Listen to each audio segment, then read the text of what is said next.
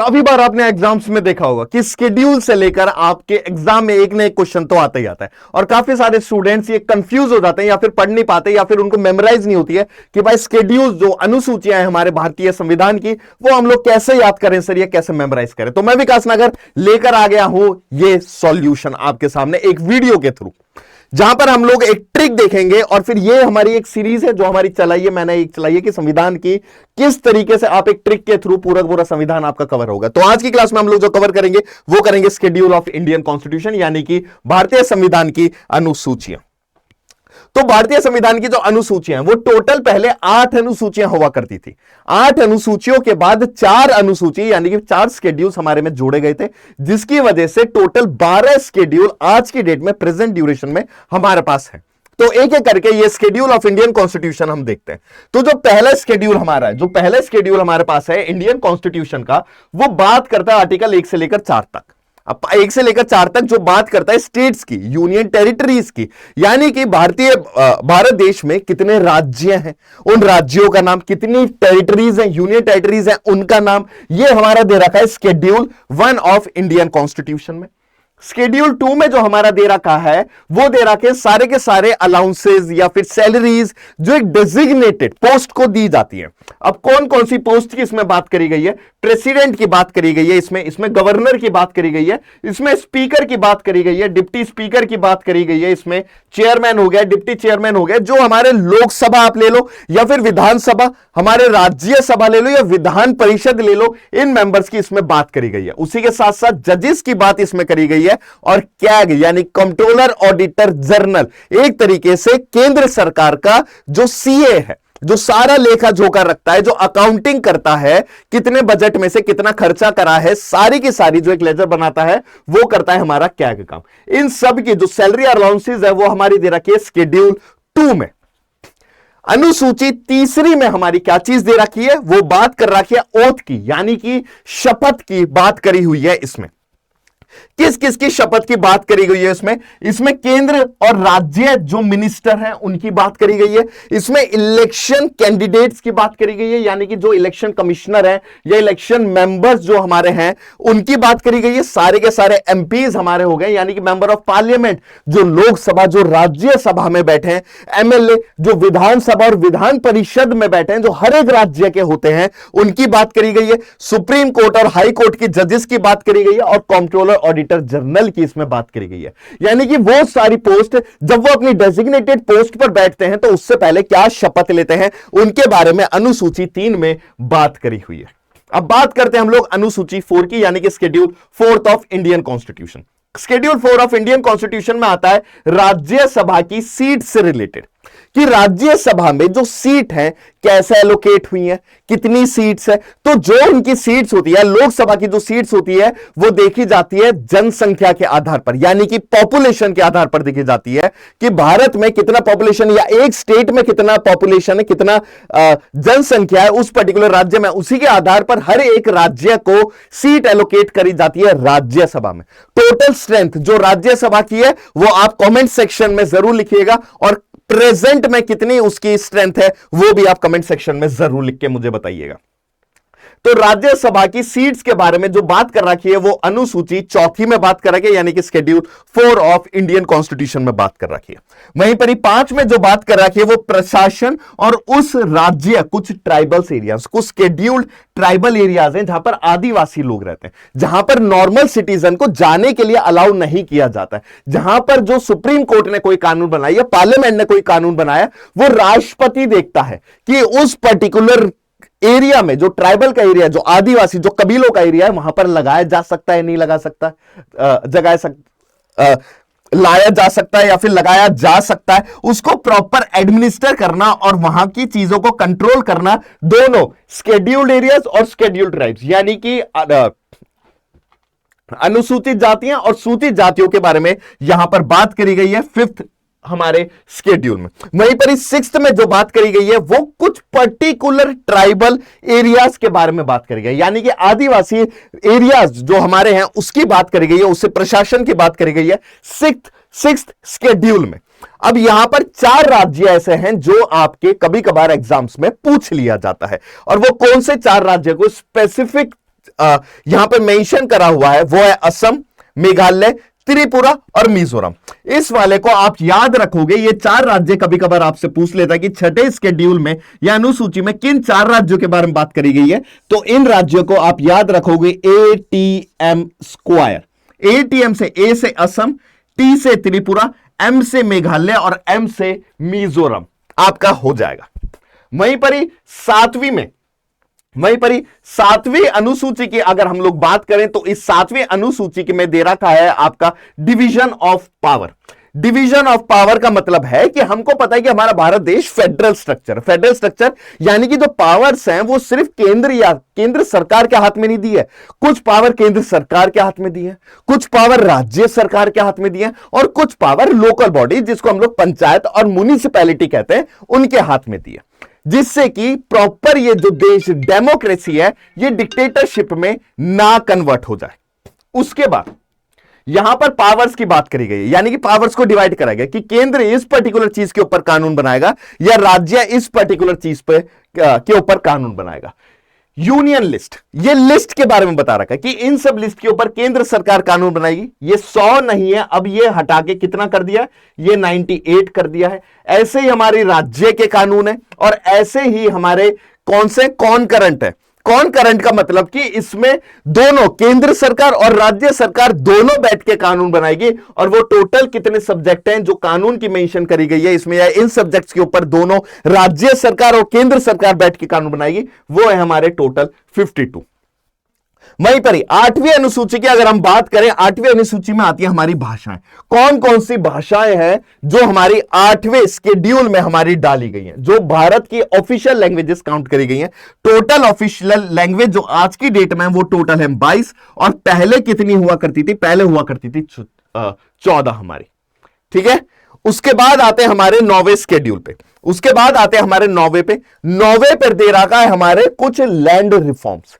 जिस दौरान में 1950 में भारत देश आजाद हुआ था उस दौरान में सरकार को जमीन चाहिए थी। जब जमीन चाहिए थी उस देश का विकास करने के लिए, यानी कि डेवलपमेंट करने के लिए, लेकिन हमें एक चीज और पता है कि मौलिक अधिकार हुआ करते थे, फंडामेंटल राइट, जो पार्ट 3 में हमारे मेंशन है। उसमें आर्टिकल 31 में राइट टू प्रॉपर्टी, यानी अगर मेरी कोई एक प्रॉपर्टी है तो मेरे पास उसका संपूर्ण अधिकार है कि मैं उसे बेचना चाहता हूं या नहीं बेचना चाहता हूं।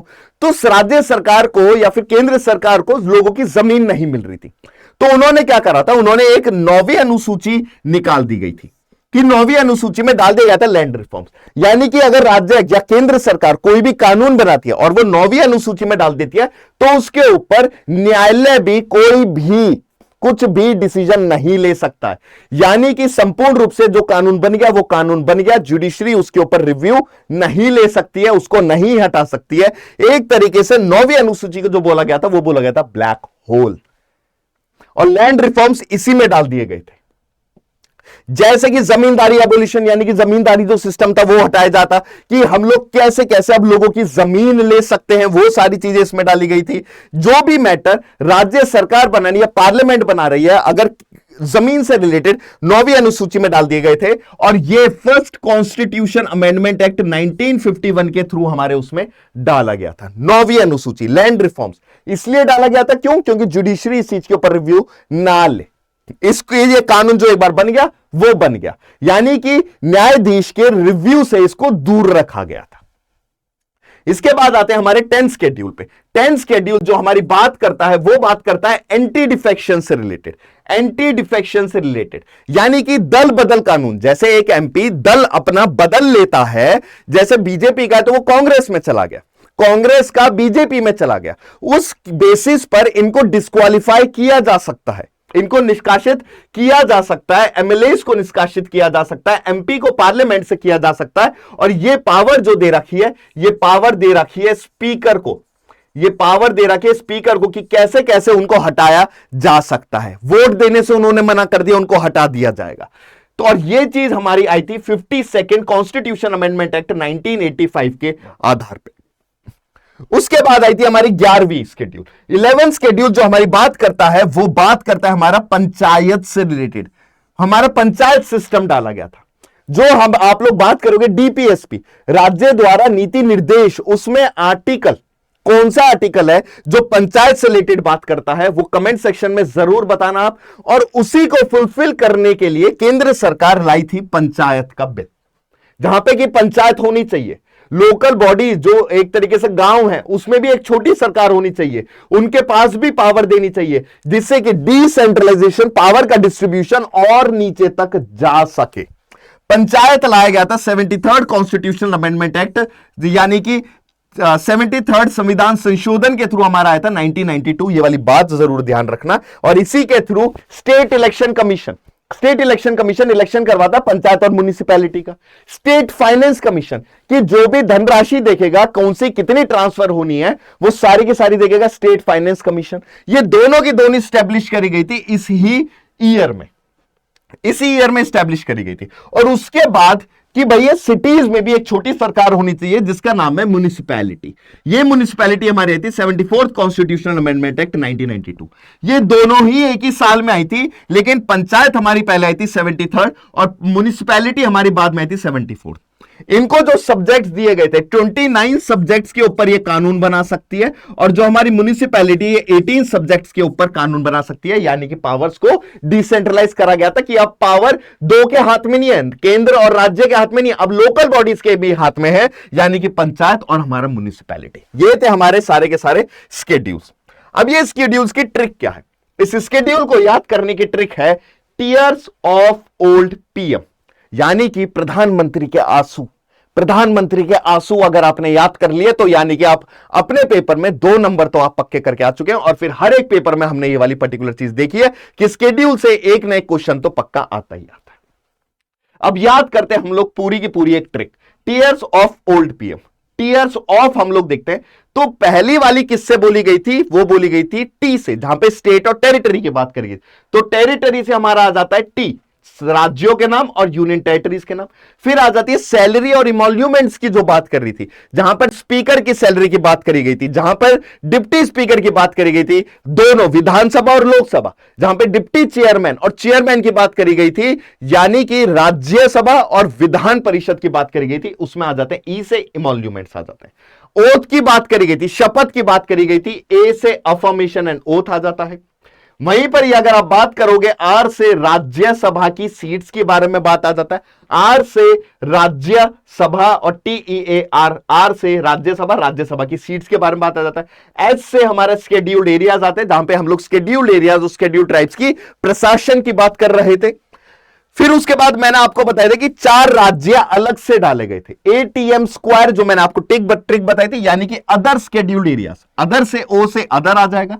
फिर उसके बाद पावर्स को डिवाइड करा गया था 7वें स्केड्यूल में, एफ से फेडरल स्ट्रक्चर हमारा आ जाएगा, यानी कि जहां पर सब्जेक्ट्स को 3 भागों में डिवाइड करा गया था, यूनियन लिस्ट, स्टेट लिस्ट और कॉन्करेंट लिस्ट। कॉन्करेंट लिस्ट मैंने अभी आपको बताया, तो कॉन्करेंट लिस्ट हमने किस देश से लिया है, किस देश से हमने लिया है, वो वाली चीज कमेंट सेक्शन में आपको जरूर डालनी है। ये आते हैं हमारे टीयर्स ऑफ। अब ओल्ड पीएम हम देखते हैं, तो ओल्ड सबसे पहले क्या है, ओ से हमारी बात कर रहा है 8वीं भाषा में, हमारी 8वें अनुसूची में हमारे क्या दे रखा है, भाषा दे रखा, तो ओ से ऑफिशियल लैंग्वेजेस आपका आ जाएगा। एल से आपके क्या आ जाएगा, लैंड रिफॉर्म्स आ जाएंगे। लैंड रिफॉर्म्स इसके आगे से जो ये 4 है अनुसूची, ये संविधान में संशोधन करके आई है, तभी हमारी टोटल 12 शेड्यूल हमारे बने हैं। एल से लैंड रिफॉर्म्स हमारा आ जाता है, उसके बाद डी से हमारा एंटी डिफेक्शन आ जाता है, जहां पर मेंबर ऑफ पार्लियामेंट को एंटी डिफेक्शन के थ्रू डिस्क्वालीफाई करता है कौन, स्पीकर करता है। तो किस किस आधार पे करता है वो इस वाले में लिखा हुआ है। पी से पंचायत राज जो कि हमारी 11वीं अनुसूची में, और एम से हमारा म्युनिसिपैलिटी जो हमारा 12वीं अनुसूची में। और ये ट्रिक है हमारी tears of old PM. Schedules को याद करने का तरीका आई होप आप समझ गए होंगे, तो अपनी कॉपी में जरूर लिख लेना। और इसी बहुत ही बेहतरीन जो मैंने सीरीज स्टार्ट करी है, tricks to remember Indian constitution, मैं बहुत सारी चीजें लगूंगा, आर्टिकल्स को कैसे याद किया जा सकता है, या फिर प्रेसिडेंट के आर्टिकल्स को कैसे याद किया जा सकता है, पंचायत को कैसे आप लोग याद करोगे। तो ऐसी बहुत सारी ट्रिक्स हैं जो मैं आपके सामने लेकर आऊंगा, जहां पर संविधान जो इतना कॉम्प्लेक्स है उसको कैसे सिंपल बनाया जा सकता है। तो ऐसी ट्रिक्स के लिए चैनल को सब्सक्राइब जरूर करना। अगर आपको सेशन पसंद आए तो उसको लाइक जरूर करना और नीचे कॉमेंट जरूर डालना कि आप ये सीरीज पसंद कर रहे हो और ऐसी वीडियोस आप चाह रहे हो और जो क्वेश्चन मैंने पूछे उसको कमेंट सेक्शन में जरूर डालिएगा। Till then take care, bye bye and see you soon.